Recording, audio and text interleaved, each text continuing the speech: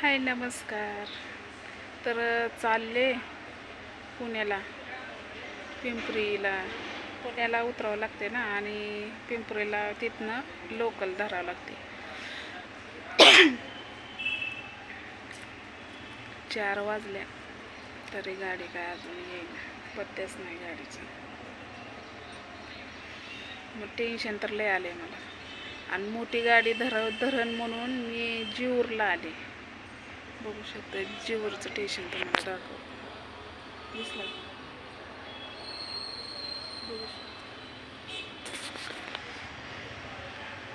आमच्या इथं पॅसेंजर थांबा नाही, तिथे फोन करून विचारलं त्या एका पोराला. आमच्या इथलं पोरगं कामाला आहे, त्याला म्हणलं ट्रेन किती वाजता आहे रे डेम्पो पॅसेंजर.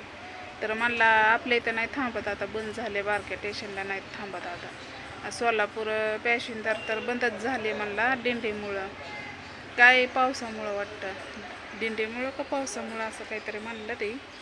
मग आता पॅसेंजर बंद आहे म्हणल्यावर मग मी काय केलं, म्हणलं जीवूरला जावं आणि इंद्रायणीने जावं.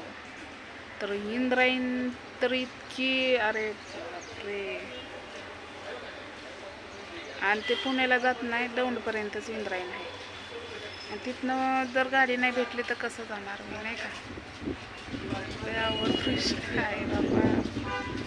असं जायचं म्हणलं ना लय, मला तर लय काळजी लागते. बहिणीला फोन केला, ते आहे कामावर, दवाखान्यात असते ना. ती म्हणली अगं म्हणली लोकल बंद आहेत म्हणली, लोणावळ्या कुठं तर पाणी शिरलंय म्हणली खलाटला, त्यामुळं ते बंद केले म्हणली, इष्टीनीच ये म्हणली. आता इष्टीने जायचं म्हणलं इष्टीलाच 500-600 रुपये जायची तिकीट. एकूण 200 रुपयात गेली असते मी ट्रेननी. 120 रुपये तिकीट आणि तिथनं 30-40-90 रुपये रिक्षाला. आणि एकूण जायचं तवर तर तिकडं मरणाची गर्दी आहे, काय म्हणतात त्याला. सगळ्या रस्त्याने दिंड्याच असल्यामुळं ट्रॉफिक लय आहे. जावं कसं आता, नेमकं माझी बी घाई जायची आणि दिंड्यांची घाई एकच झाली.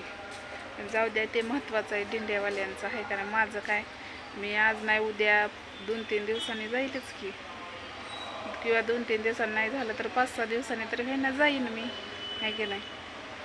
जोपर्यंत एकादश संपत नाही, शनिवारी एकादश आहे, आषाढी एकादश, तवर आता दिंड्यांची घाई लागली ना जायला. आणि ट्रॉफिक तर लय आहे, एक सुद्धा रिक्षा नव्हतं मला. त्या आमच्या इथल्या एका पोराला म्हणलं चल बाबा म्हणलं मला घालव म्हणलं भैयाला, तेव्हा मी आली आहे. आता जायची पंचायत पडली आहे, दिंड्याच आहे त्या सगळ्या रस्त्याने. कसं करावं कसं नाही, तर माझं डोकं बंद पडले. बघा ताईनं दिलेली साडी घातली बघा मी, पुण्याच्या ताईनं नाही का पाठवलेल्या आपल्याला साड्या, बघा दिसले. आणि कार्प पण घेतला, काल सोमवार होता, कार्प पण नव्हता, फाटला होता माझा, कार्पच नव्हता मला. म्हणून बघा असं घेतलाय कार्प, छान आहे का सांगतो. असं मला कार्प तर 24 तास कार्पेशिवाय तर सवय लागलेली. बाबा दिसलं छान आहे का नाही साडी. आता तुम्ही म्हणता ब्लाऊज का नाही शिवला, आमच्या अख्ख्या गावात एकच मिशन आहे आणि किती दिवस झालं ब्लाऊज शिवाय टाकलेलं. तिच्या काय परीक्षेत बी होई नाही आणि काहीच होई नाही. कसला क्लास आहे तिचा वाटतं, ते परीक्षामध्ये काहीतरी आहे तिचं ट्रेनिंग वाटतं कशाची, काय म्हणतात कुणाच ठाऊक. 3 का 4 महिने झाले तिकडेच आहे ती पूर्वी. मी घातला बाय असंच, मॅच होते जरा थोडासा, तरी असल्या कलरचा आहे तर घेईन मी. बघू छान वाटतं का कलर, मस्त. त्या पुण्याच्या ताईंना भारी साड्या 2 पाठवल्यात, लय भारी वाटलं मला. आता घातल्या त्या, काय करा मग जाताना नगवाय आपल्याला भारी साड्या. पनवेलच्या ताईंना दिलेली आहे साडी, पण ती घातल्या होत्या मी 2दा-3दा, म्हणलं हीच घातली नाही, आपलं ही घालून जावं म्हणलं. तर बघू आता माझं काय होतं, जायचं काय होतंय जायचं. मग आता गेले असते आज तर उद्या मी माघारी आली असते का नाही, लेकराला बघितलं असतं, सामान भरलं असतं. कसं करावं डोकंच चलं नाही माझं. इंद्रायणला तर मरणाची गर्दी आहे आणि हाय ते हाय, जायला बी काय अडचण नाही, पण दौंडपर्यंतच आहे. आणि दौंडपर्यंत कुणीकडे गाड्या म्या धरायच्या आणि कशा धरायच्या मला पण एवढं माहीत नाही. कसं करावं,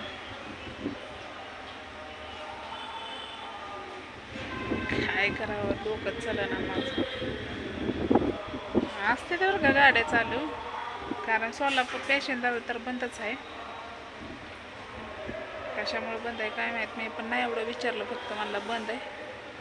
आता इंद्रायण आहे चालू, सकाळी 6 वाजता गाडी होती तर यायला गर्दी होती.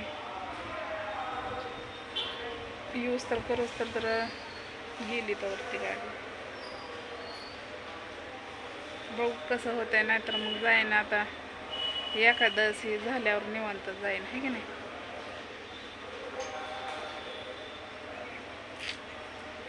अवघड आहे तर चला बाय, बसते आता, अजून जरा वेळ वाट बघते. लवकर आली तर जाईन, नाहीतर अंधार झाला तर पुढं कोण आपल्याला न्यायचं, आहे की नाही.